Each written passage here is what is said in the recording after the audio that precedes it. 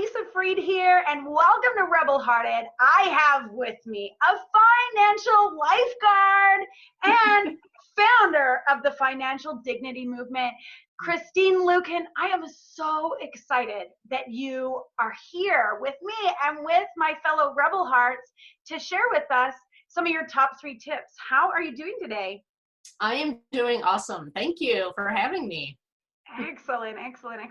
So we were talking about what would be the best thing for our audience? And we've decided on top 3 tips to improve your relationship with money. How sexy is that? Yes, it's awesome. And most people don't realize that you do have a relationship with money. And if you treated your spouse the way you're treating money right now, or your significant other, would that be a good relationship or not, right? So, my first tip for people is to watch your words. Your words are extraordinarily important. The way you think about your money, the way that you talk about your money, you are attracting in, these words that we have power. Mm-hmm. And when we say things like, I never make any money, or my clients always pay me late, I'll never get out of debt. The problem with that is, our subconscious is extraordinarily powerful. And I could probably talk for a good 30 minutes about that, but we only have a short period of time, so I won't. So you just have to trust me on this. Your subconscious wants you to agree with yourself. So when you say things like, I never have enough money to pay the bills, your subconscious says, noted, I do not have enough money to pay all my bills. And there's a part of your subconscious that is responsible for filtering out the things that aren't important to you or that don't align with you. Mm-hmm. So when you say things like, I'm always broke and I don't have enough money to pay the bills, you are literally filtering out good opportunities.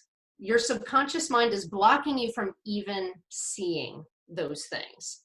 Mm-hmm. So what we think and say is vitally important. And I suggest that all of my clients, start a list and start catching themselves and writing down those negative things that they say about money.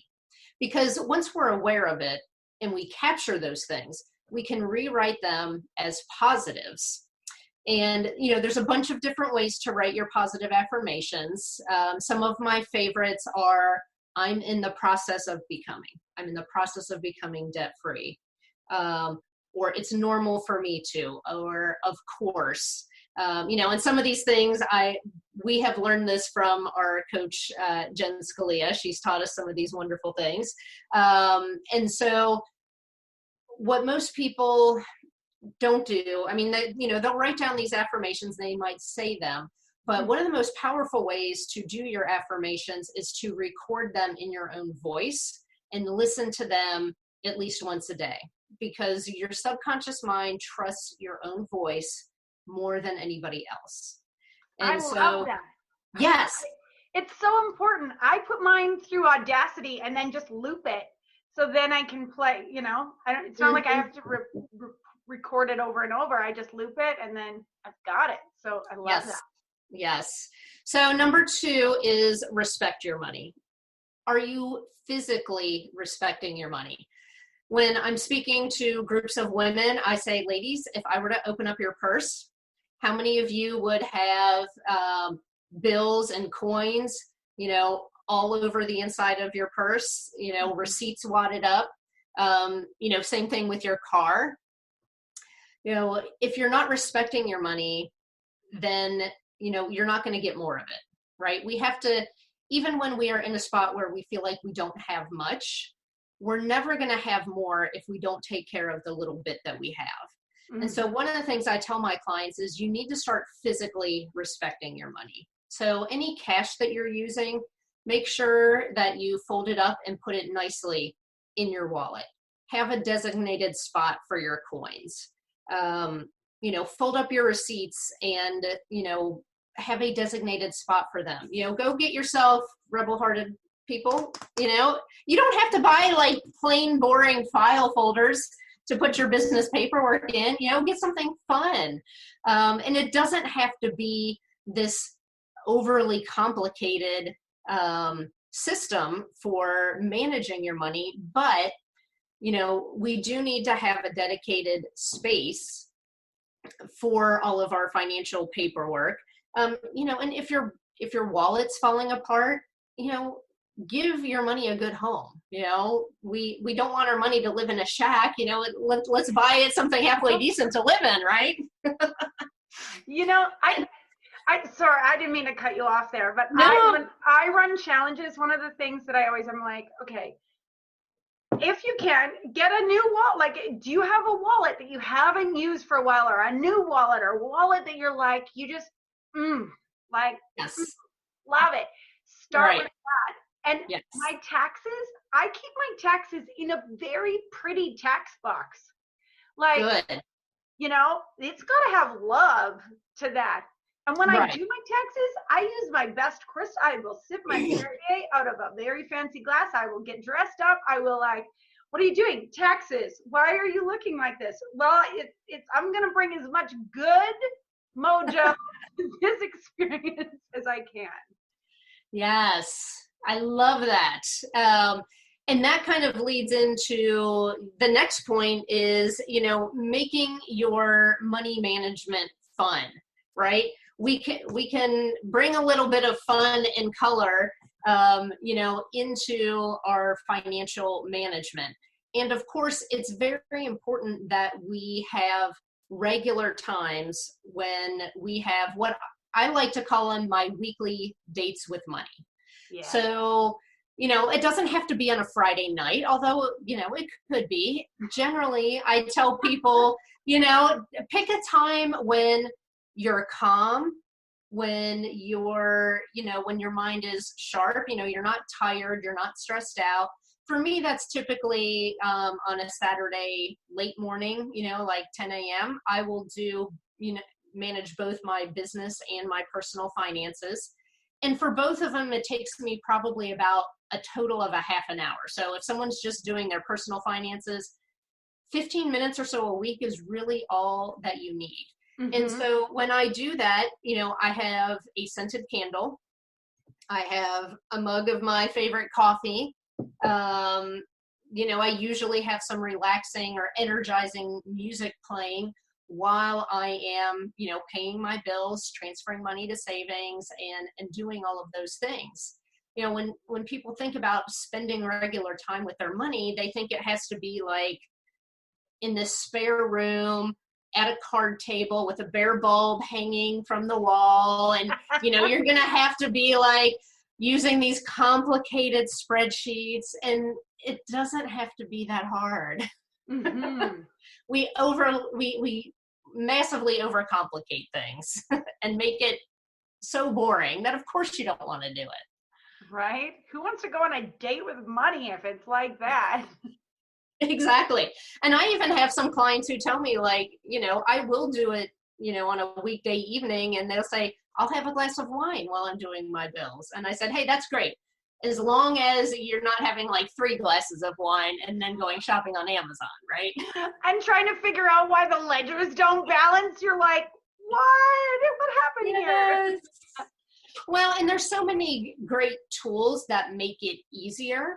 Mm-hmm. And sometimes you might need to get somebody to help you set it up. So I have certain clients who, they feel like they're not very organized or they're not good with numbers. And, just having somebody set it up for them takes a lot of the overwhelm out of it, because, once they have that app that'll help them track their spending, they can use it. It's just that they're overwhelmed by getting it set up.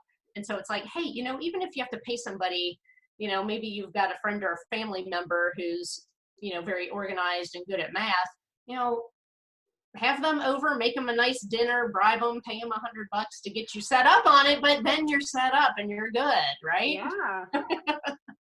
Absolutely. So run us through one more time your 3 tips, Christine. Yes. Yes. 3 tips to improve your relationship with money. We want to watch our words. We want to respect our money and physically treat it well, along with spending some regular time, and make money management fun. It does not have to be a drag. I love that. I love all of those. And I'm pretty happy to know that like I'm following those. So Good. Gold star for me today. Yay. High five. So where is it that I can send rebel-hearted women to see your site? Like where's the best place for them to find and interact with you?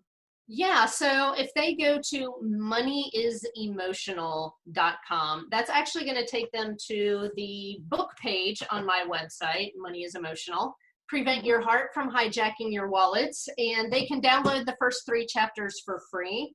I tell people that that is the least boring personal finance book they will ever read, because it's half tabloid of my life and how I crashed and burned financially in my 20s despite having an accounting degree, and all of the juicy lessons that I learned. But it's also practical financial how-tos that are matched with your emotional money triggers. So all of us have different things that trigger those unhealthy behaviors with money.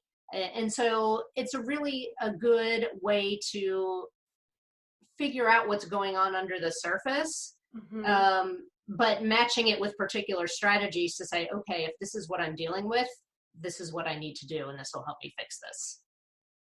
I love it. Well, thank you so much for being my guest. And if you're listening to this and you're like, hey, I've got 3 tips that are going to be like out of this world and I want to share them, get in touch with me. You can find me friedtlisa@gmail.com or find me on Facebook, Lisa Fried T. Super excited to have shared this time with Christine Luken. Make sure you go to moneyisemotional.com. I'm going there right after this to claim my free 3 chapters.